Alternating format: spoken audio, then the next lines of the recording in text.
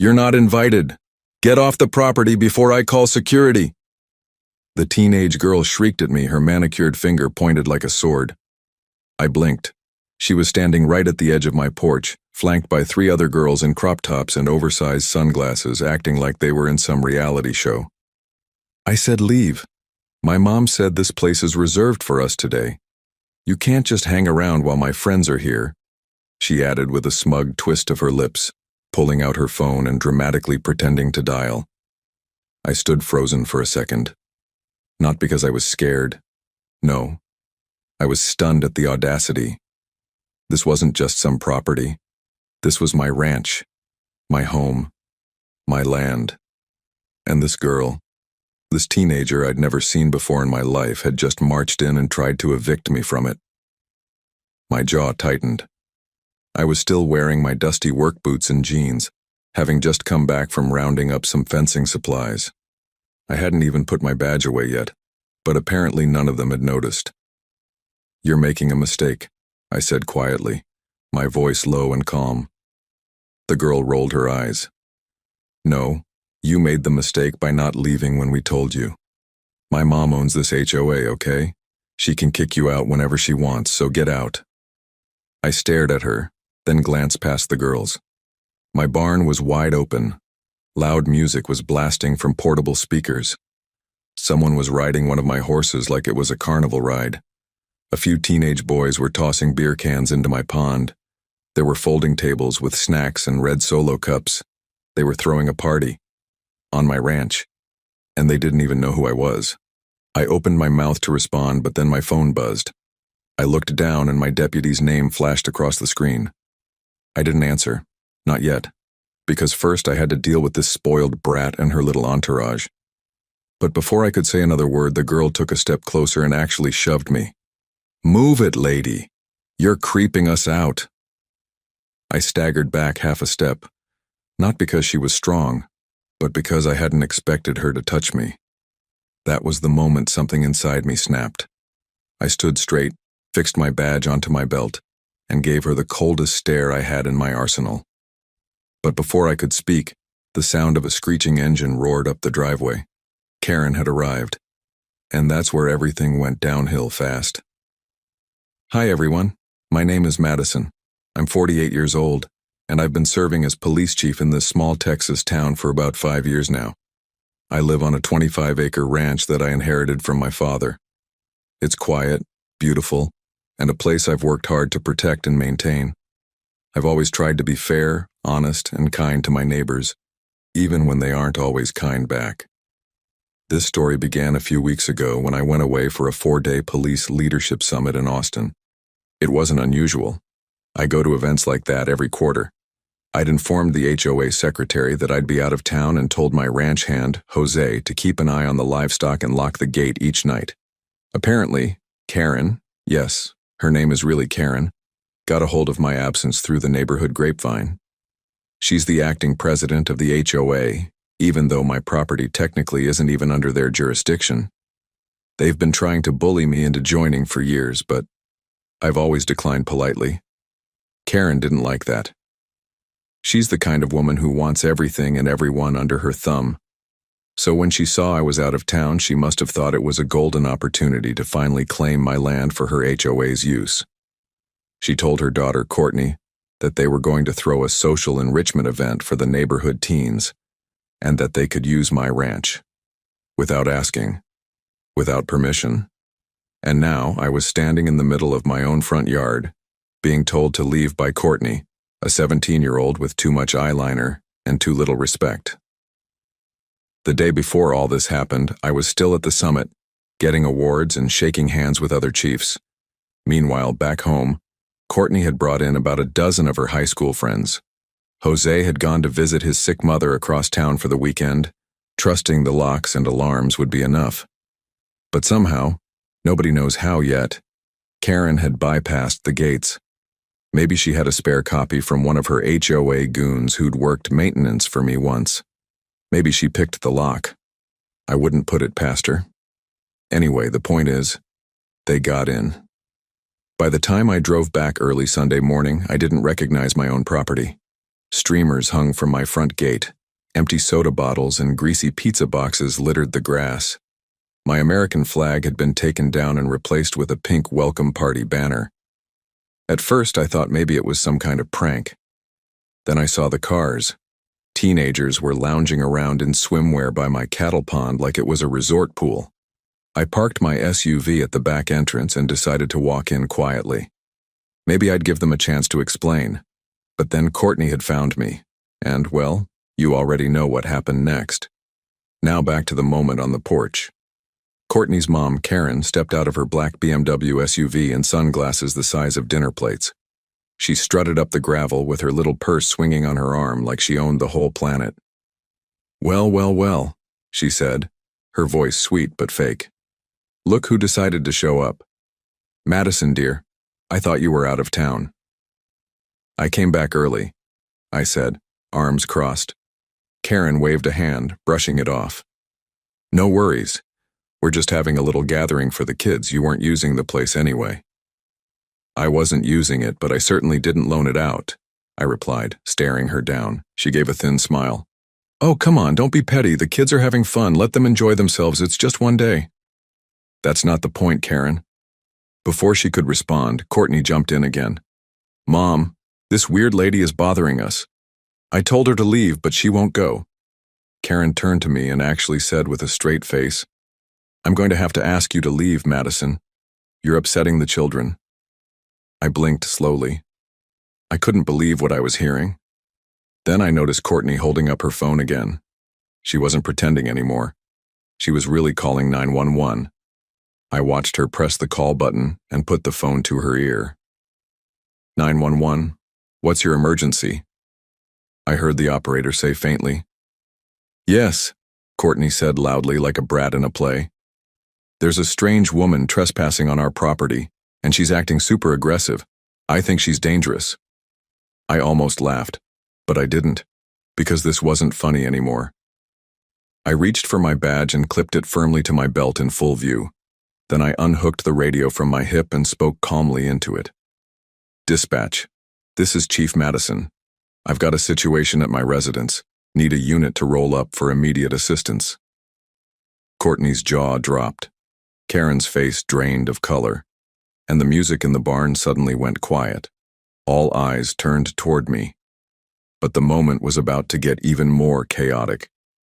Because just then, one of the boys from the pond ran up yelling, "Hey, one of the horses just got loose and jumped the fence." Everyone turned and started shouting. Karen screamed, Courtney gasped, and I took off running, toward the back field. Because that horse wasn't just running wild, it was heading straight for the road. And that was when the real panic began. I sprinted past the barn, boots kicking up dry dirt, my heart thudding with a different kind of urgency now. A runaway horse on its own was dangerous enough, but this one, Thunder, was our most high-strung gelding, and if he got spooked out on the road, he could cause a serious accident. Behind me, I heard a wave of chaos explode. Karen screaming, teenagers shouting, someone crying. But I didn't stop. As I cleared the back fence line, I spotted Thunder's brown and white figure darting toward the highway. The fence was clearly broken. Someone had leaned a bike against it and caused the latch to come loose. I pulled my radio back up. "Thunder's loose near County Road 9. Get animal control on standby. I'm trying to intercept." The dispatcher's voice crackled back. "Copy that, Chief. Unit 12 en route to your location." I whistled loudly, cupping my hands around my mouth. "Thunder, whoa, boy, easy." He paused briefly, tossing his head like he recognized my voice, but then another stupid teen chasing with arms flailing scared him further. Thunder galloped across the edge of the property and toward the main road. I cursed under my breath and cut across the pasture, my legs burning as I tried to intercept him at the turn. That's when I saw it. A pickup truck was coming down the road, too fast, and Thunder was heading straight for the ditch beside it. I had seconds. "Hey!" I yelled, waving my arms like a maniac, trying to flag the driver down while closing the distance to the horse. Miraculously, the driver saw me and slammed on his brakes just as Thunder burst out of the brush and skidded across the pavement. The horse stumbled, hooves scraping wildly on the asphalt, but didn't fall. He turned sharply and bolted in the opposite direction, back toward the ranch. I leaned over, hands on my knees, panting, trying to calm my racing pulse. The driver rolled down his window. "Are you okay? That thing came out of nowhere." "I'm good," I panted.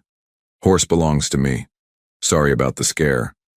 "Looked like a stampede," he muttered, and drove off slowly, giving Thunder a wide berth as the gelding slowed to a trot in the pasture again.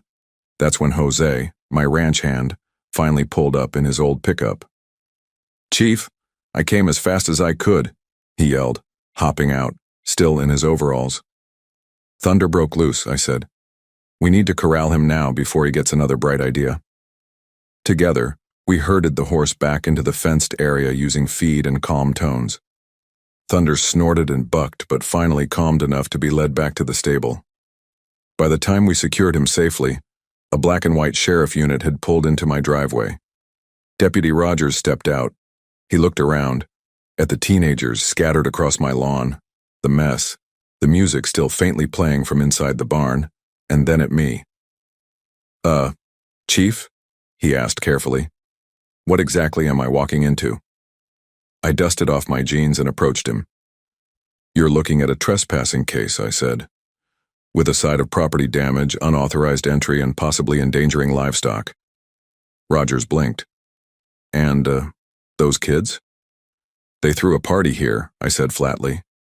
"Karen and her daughter claimed they had the right to use my land. Spoiler alert, they don't." Rogers stifled a laugh.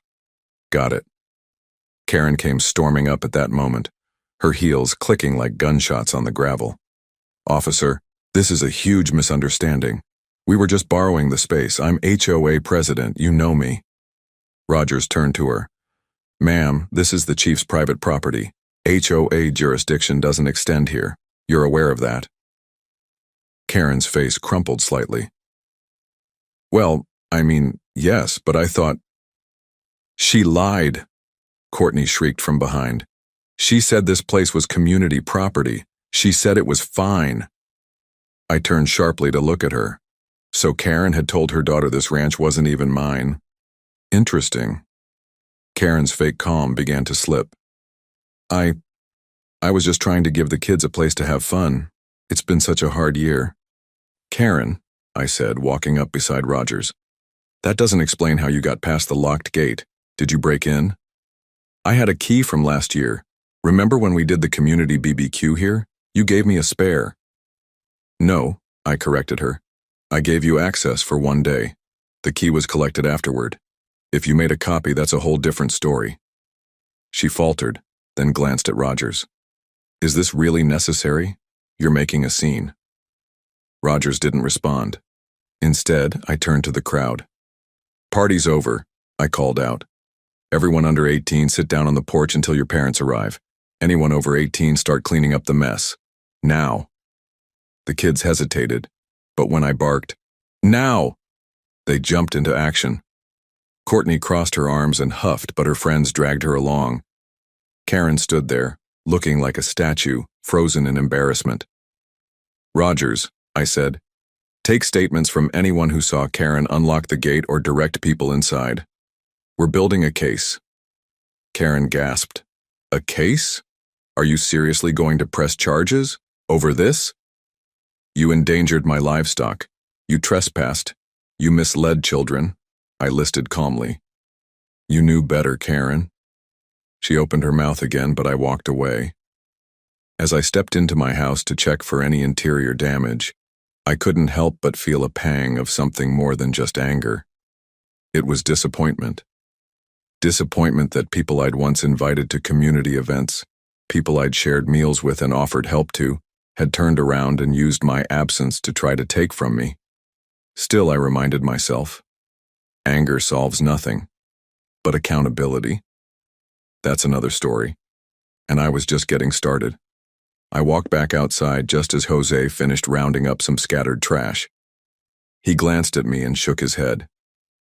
"Chief, what do we do next?" Before I could answer, a scream tore through the air. We both turned. Courtney had just knocked over one of the tables, and now she was pointing at something by the barn. My phone's gone. Somebody stole my phone. I narrowed my eyes and started walking over just as two boys began to argue over who touched her bag. Jose muttered under his breath, "Looks like this mess is far from over." And he was right, because what I didn't know yet was that the phone wasn't just missing. It had something on it, something that could change everything. Courtney was now full-on hysterical. "My phone, it's gone. There's a thief on this property," she shrieked, stomping her foot like a toddler denied dessert. Her glittery handbag lay open on the ground, snacks and makeup spilled across the dirt. "I swear it was right here, right on this table." Two boys standing nearby, Jake and Logan, both in backwards caps and smelling like too much cologne, started pointing fingers. "I didn't touch it." "Bro, you literally went through her bag to get a charger." "I was helping her. She asked me to." The crowd of teens was now circling, watching the show like it was reality TV. Jose stood beside me, arms folded, and muttered, "Want me to clear them out?" "Not yet," I said, narrowing my eyes at the situation. I stepped forward. "Everyone back up and sit down on the porch. No one leaves until we sort this out." "You can't hold us here," Courtney screeched. "You're not even in uniform." I raised my badge and clipped it visibly to my shirt. "I'm off duty, but I'm still the chief of police in this town. And unless you'd like to be charged with obstruction, I suggest you take a seat." That shut her up, at least for 5 seconds. I turned to Logan. "You said you went into her bag?" He nodded quickly. "Just for a sec. She asked me to grab a charger. She was yelling at someone on the phone about a yacht party." I blinked. "A yacht party?" Courtney's face turned bright red. "Shut up, Logan." He looked confused. "What? You said your mom was going to get you one for graduation." I ignored the drama and focused on the facts. "Was the phone there when you grabbed the charger?" I asked. "I don't know," he said. "Didn't look. Just pulled the charger and closed it." I turned to Jake. "Did you see anyone else near the bag?" He shrugged. "Nuh-uh. I was talking to Heather near the barn." Just then, Deputy Rogers walked over and handed me a notepad. "We've got 6 witness statements. All say Courtney was yelling into her phone about some party plans, then slammed it on the table and walked off to yell at you." "So she left it unattended," I said. "Yep." Karen finally stepped in again, looking more like a melting candle than an HOA president. "Can we please just let the kids go? It's just a phone. She probably dropped it somewhere." "No, Mom," Courtney shouted. "That phone has everything. My social media drafts, my influencer pitch to the skincare brand, the video I made of our party invite." She stopped, dead. Rogers caught it too. "What video?" Courtney clammed up. I stepped closer, careful not to make it look like intimidation, but still making it very clear she was going to answer. "What video, Courtney?" She looked at her mom, panicked. It's nothing. Just a silly TikTok." "Was it recorded on this property?" "Maybe, whatever. I don't know." Karen jumped in, nervous. "It's probably just a party clip.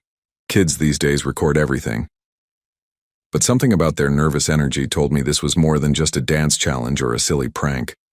Jose nudged me quietly. "You thinking what I'm thinking?" "Yeah," I muttered. "There's something on that phone."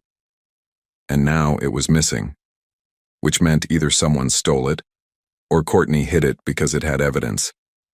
My gut told me it was the second option. I turned to Deputy Rogers. "Start a perimeter sweep, check the barn, the stables, behind the hay bales. That phone might have been stashed. If she's trying to hide it, it's got value." Rogers nodded and headed off with another unit that had arrived. The teens were now whispering and watching nervously. Courtney sat down on the edge of the porch, arms crossed, steam practically pouring from her ears.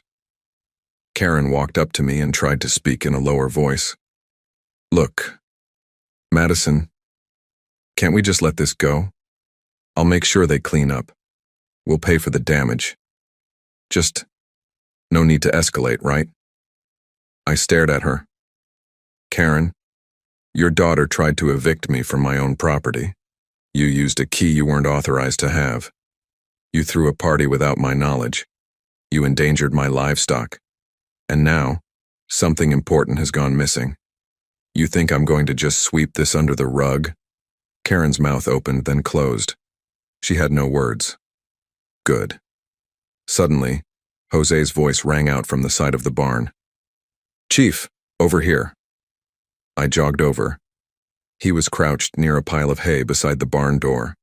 Half buried under a dusty towel was a phone, rose gold with a cracked heart sticker on the back. Courtney's phone. I picked it up and looked at Jose. It was hidden, he said. Not dropped. I nodded. Let's see what's on it. I powered it on. The screen lit up. No password. Courtney must have turned it off in a rush, thinking she'd come back for it before anyone noticed. I tapped the gallery, and that's when we saw it. A 2-minute video titled, HOA Takeover. Watch us kick the chief off her own land. My stomach sank. I hit play. The screen showed Courtney pointing her phone at the ranch, laughing with her friends. Okay guys, this is the property Karen said we can totally use because the owner, get this, is out of town. Like, who needs permission when your mom is queen of the HOA? Am I right?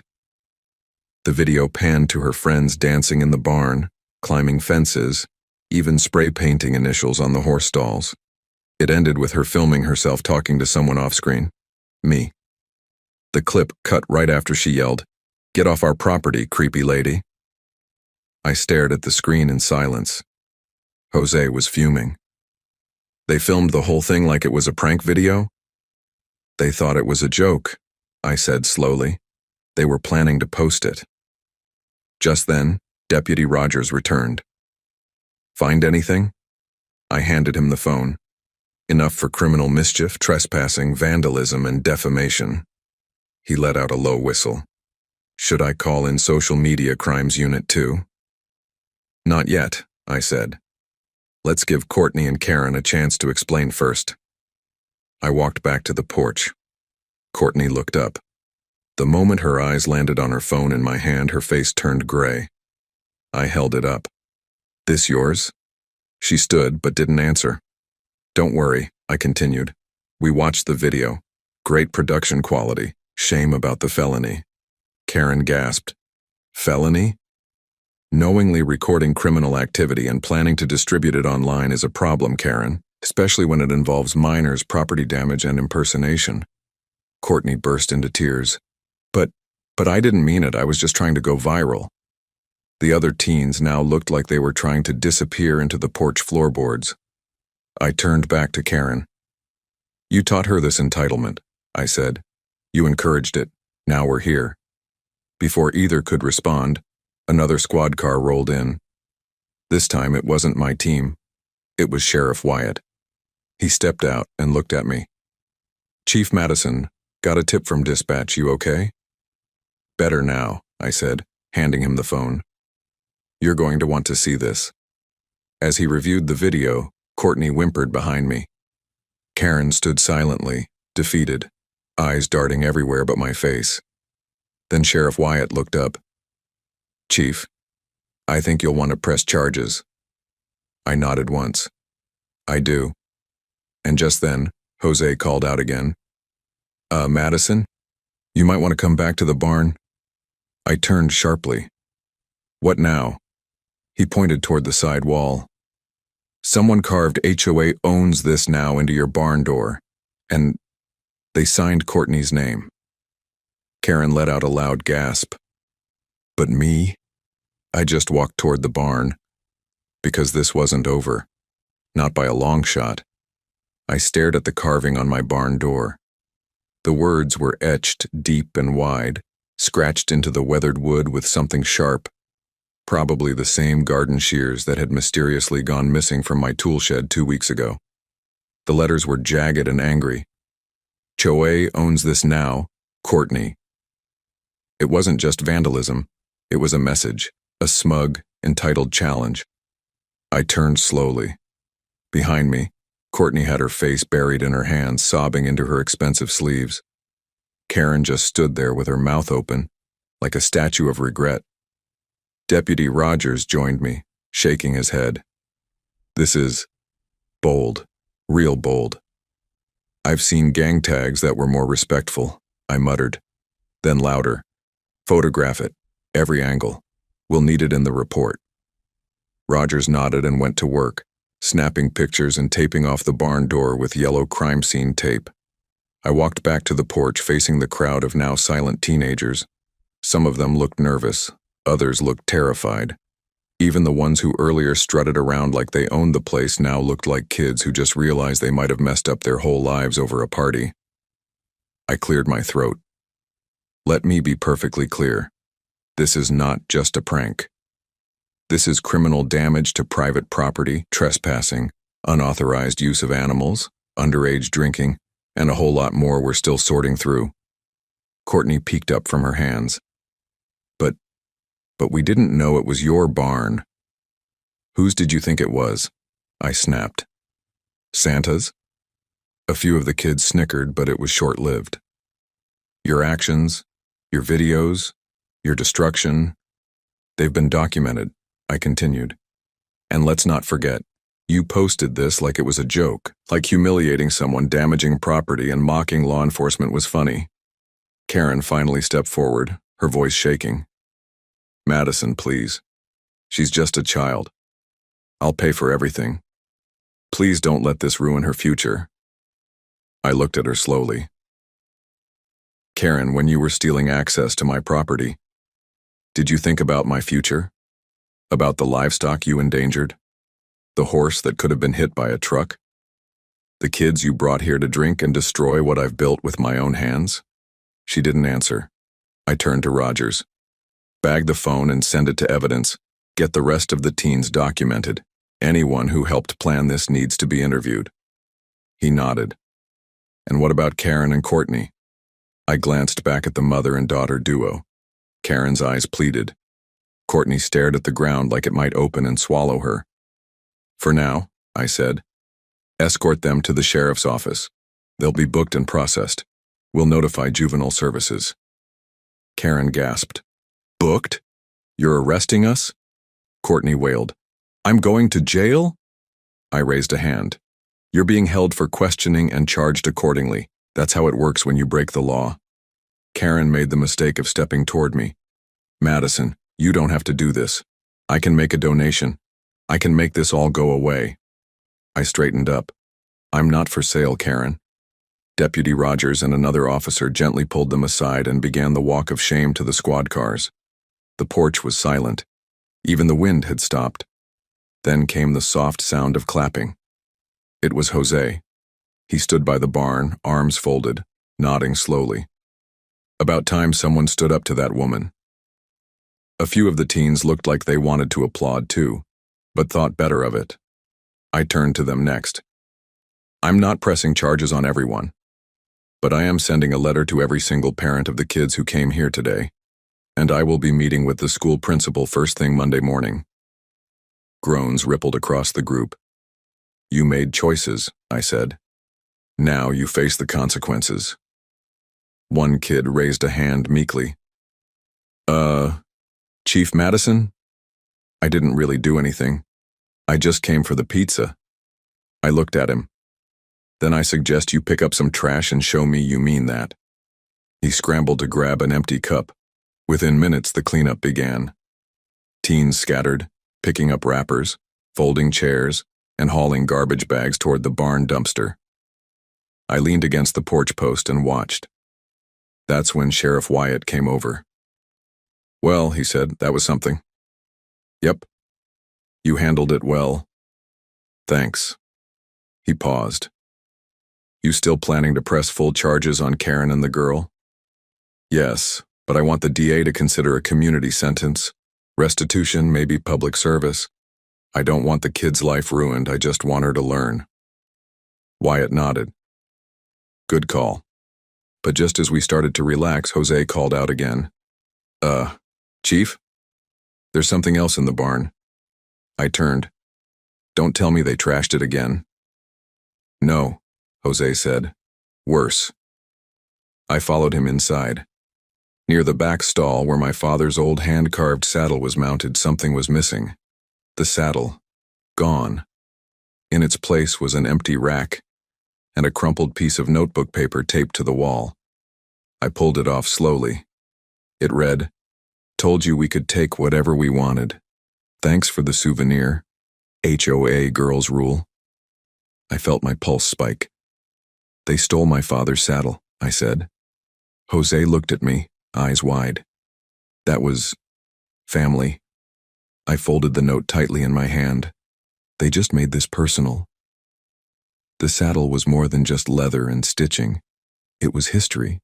It was legacy. My father used to ride with that saddle back when this ranch was just an open field and a dream.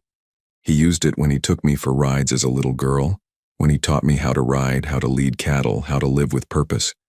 That saddle was the last piece of him I had left, and now it was gone, taken by a spoiled teenager who thought this was all some twisted scavenger hunt. I held the crumpled note tighter, feeling the edge dig into my palm. The message was childish, sure, but the act was criminal. This wasn't just trespassing or vandalism anymore. This was theft, felony theft. I turned to Jose. "Check the feed room, see if anything else is missing. I want to know exactly what they took." He nodded and ran off. Outside, I could still hear the teens cleaning up. Rogers was guiding the last of the kids toward the road as their parents started arriving, one car after another. Most of them looked angry. Some looked scared. But none looked more furious than me. I stepped out of the barn and made a direct path to Karen, who was now seated in the back of the patrol car. She saw me coming and immediately started shaking her head. No. I didn't take anything. What is it now?" I held up the note. This was found in my barn, along with a missing family heirloom, a saddle that belonged to my late father. Karen blinked. "Saddle? What?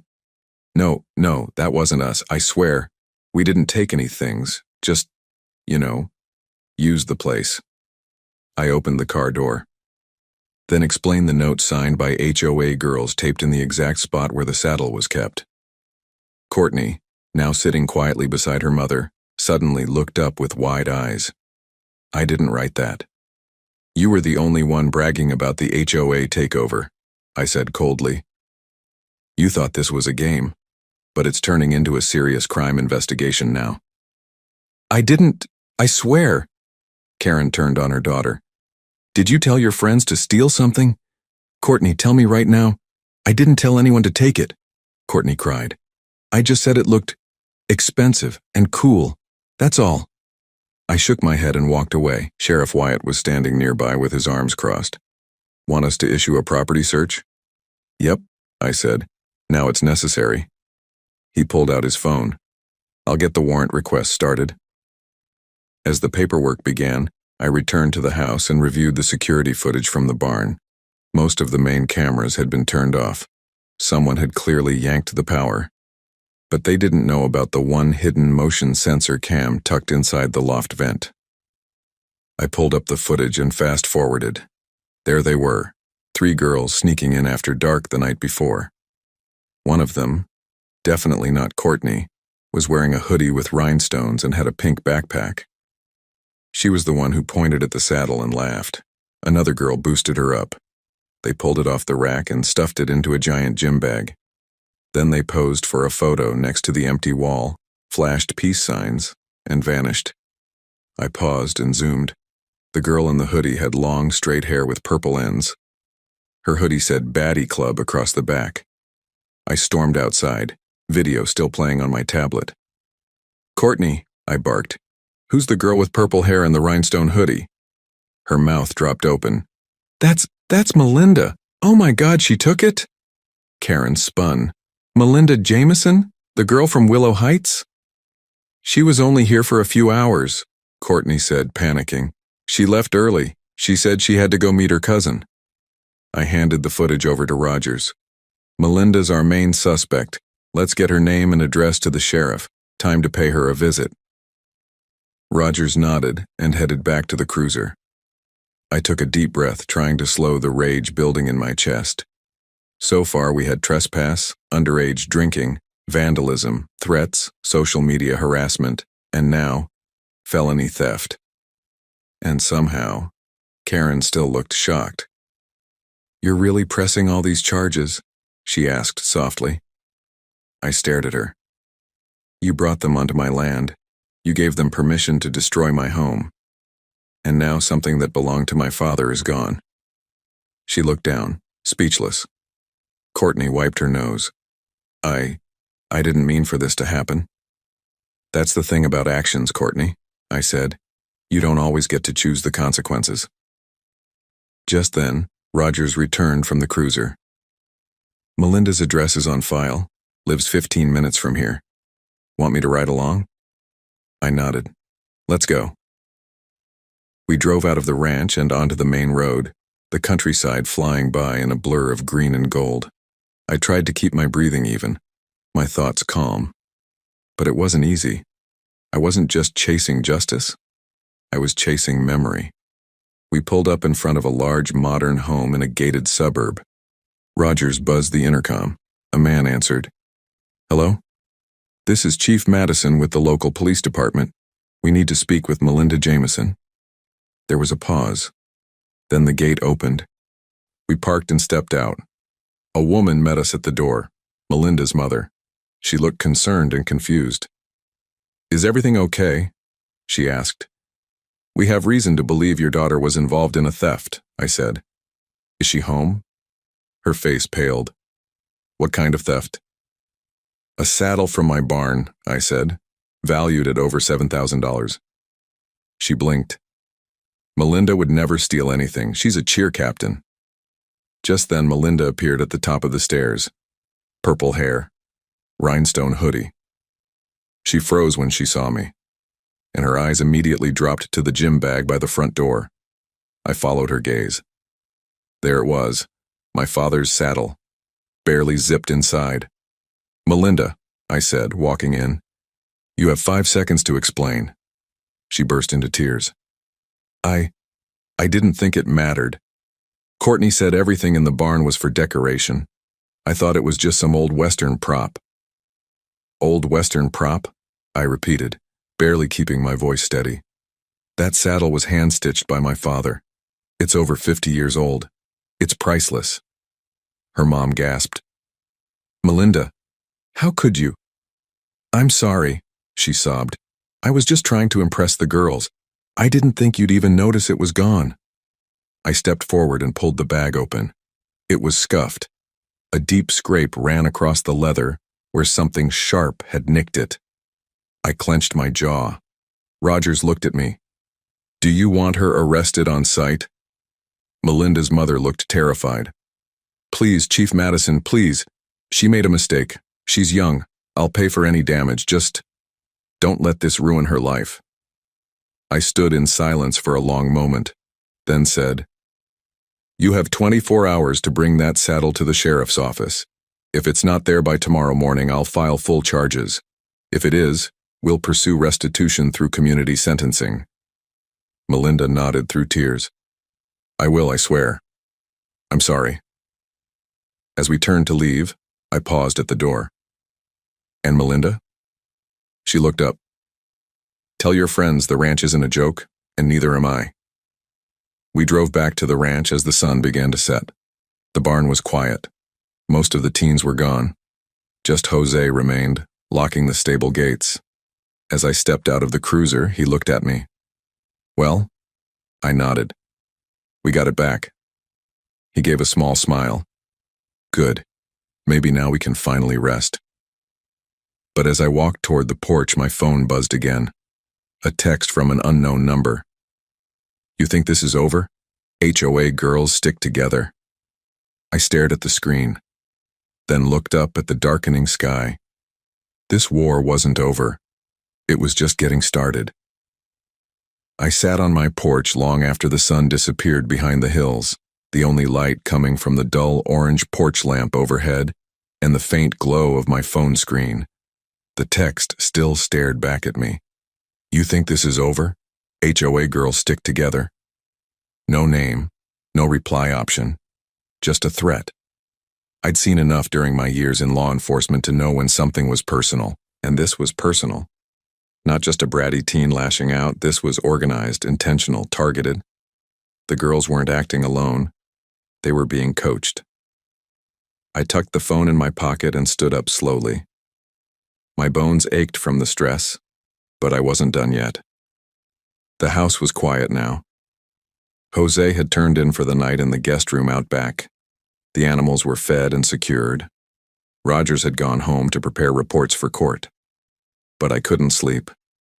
Not until I figured out who was behind that text. Back inside, I sat at my kitchen table and opened my laptop. First, I traced the phone number.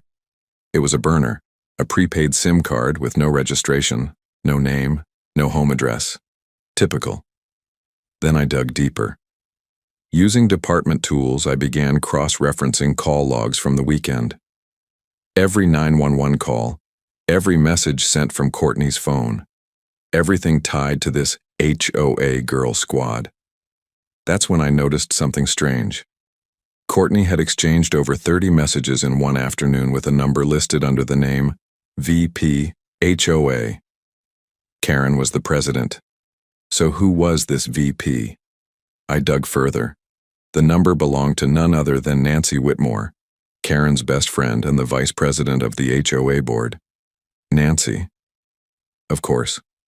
She lived 2 blocks away, in a massive 3-story home with a white picket fence and a golf cart parked in the driveway like she was running a country club. She was quieter than Karen, but every bit as smug, and now she was showing up in messages connected to the entire operation. I clicked through the texts and one caught my attention immediately. Make sure Maddie's gone. If you pull it off, we'll bring you to the yacht party with the big girls. Time to earn your stripes. I froze. They planned this. They encouraged it. They were grooming these teenagers to treat the HOA like some elite social club, complete with hazing and invasions of privacy. I printed the thread and picked up the phone. Within 10 minutes, I was on a call with the sheriff's office. By morning, I'd have what I needed to execute a search warrant for Nancy Whitmore's house and devices. But just as I was about to shut the laptop, another ping sounded. A new video post. One that had just gone live on an anonymous TikTok account named Ajo Rules You. It was footage of the ranch again. Drone footage. The camera zoomed in on the barn, the house, and the grazing animals. Then text flashed on screen. She thought we were finished, but the party's just getting started. HOA for life. I grabbed my phone and called Rogers. Get me a tech unit, they're watching my house. What? From where? I don't know yet, but someone flew a drone over my property, tonight, and they posted it. I'm on it, he said. Be there in 15. By the time Rogers and Wyatt arrived, I had the video downloaded and several possible drone paths mapped out. Jose helped us comb the perimeter. We found it in a tree, a small black quadcopter drone stuck between 2 thick branches. The battery was dead, but the SD card was still inside.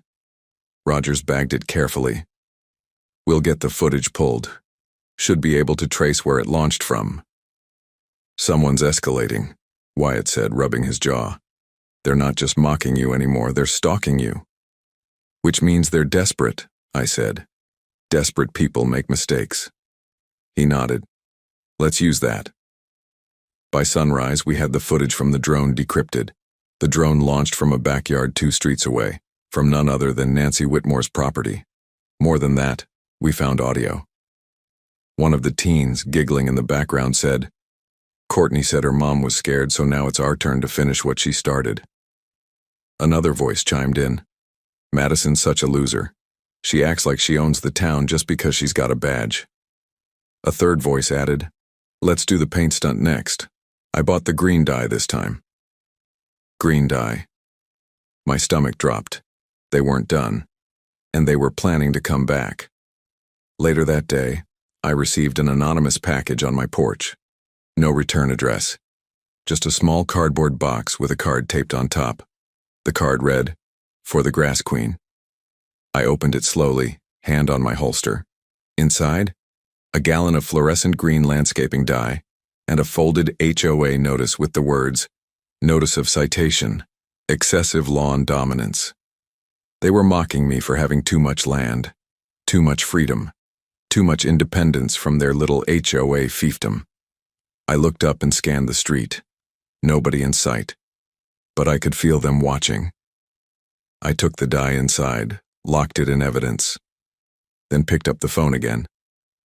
"Sheriff Wyatt," I said. "I'm calling an emergency HOA town hall tonight." "You think they'll show?"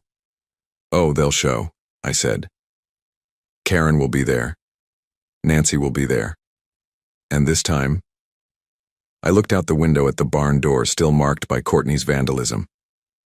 "This time I'm bringing the full truth to light." That night, the community center was packed. Every seat taken. Karen sat quietly in the front row, flanked by her lawyer. Courtney wasn't allowed in. Nancy stood in the back, smug as ever, surrounded by a small circle of other board members and fake smiling neighbors.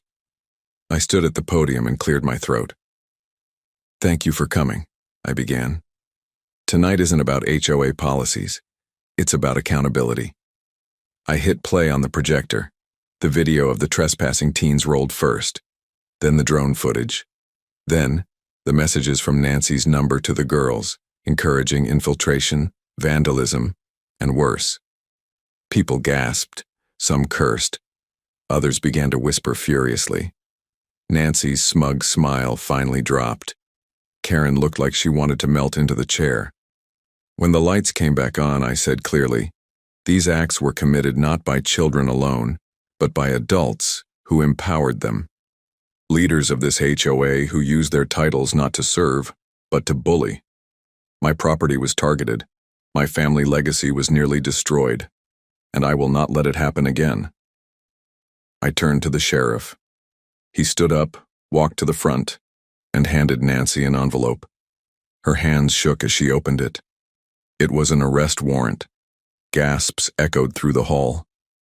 Karen tried to slip out but was stopped by Rogers at the door. The HOA board? Silent. Their queen pins were falling. And I was just getting started. As the town hall ended and neighbors slowly trickled out, many came up to shake my hand. To say they were sorry. To say they didn't know. I didn't blame them. Karen and Nancy had run the HOA like a cult. But the truth had broken through. Still, I knew there was one more chapter left. Because as I returned home that night, my phone buzzed again. Another anonymous message. Only this time it said, "You may have taken down the leaders, but the rest of us are still here." And outside, someone had spray painted the sidewalk by my mailbox. 3 words. "Not your land." They were wrong. This land was mine. But now I had to prove it, once and for all. The spray paint was fresh, still glistening in the moonlight. Not your land. Right there on the edge of my driveway, bold, bright, and defiant. A final shot fired by a coward hiding in the shadows. I stood staring at it for a long moment, fists clenched at my sides before I slowly walked back to the porch and took a deep breath. They wanted to scare me, push me, make me feel surrounded. But what they didn't realize was, I wasn't alone. Not anymore. The town had seen the truth. The neighbors had watched the videos. They'd heard the messages. The carefully polished facade of the HOA elite had crumbled in front of everyone. Nancy was behind bars awaiting arraignment.